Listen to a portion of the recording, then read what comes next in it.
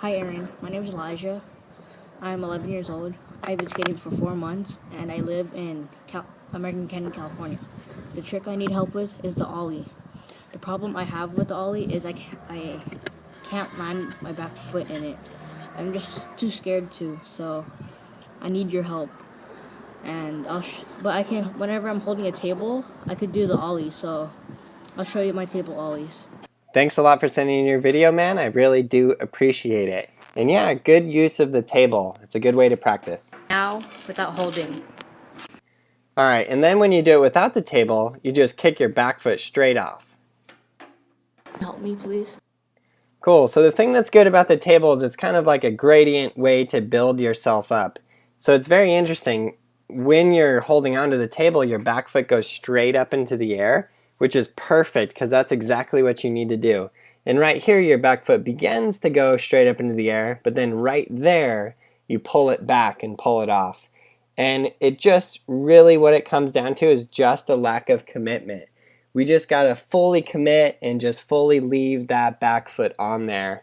One thing that might help you with that is riding around your skateboard a lot, just getting used to riding more and more and more and more and more and more and more, and that will help. But also just like there's a few different steps you can do to kind of help build up the gradient. The table is one of them, and it looks like you have that down great.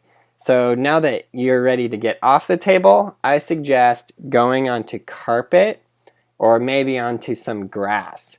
You're not going to be able to pop your tail nearly as good as you could on cement on carpet or grass, but you do have the added benefit of it's nice and cushy, and if you fall, it's not nearly as bad.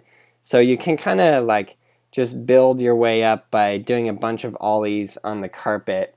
Remember when I was first learning how to skate, one night I stayed up super late and I just learned heel flips, like heel flip one after another, and when I finally got the first heel flip on the carpet, I was so stoked.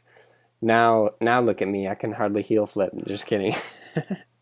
But yeah, it's a good way to do it on the carpet and on the grass because you do have it down very well on the table. But yeah, really what this comes down to is just a lack of commitment.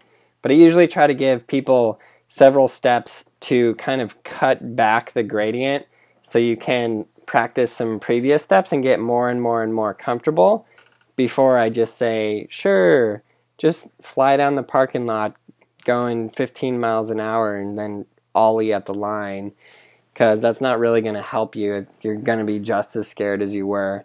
But yeah, in order to get over the fear, you can practice those previous steps, but then at some point, you're going to have to just go, okay, I'm ready, let's do it.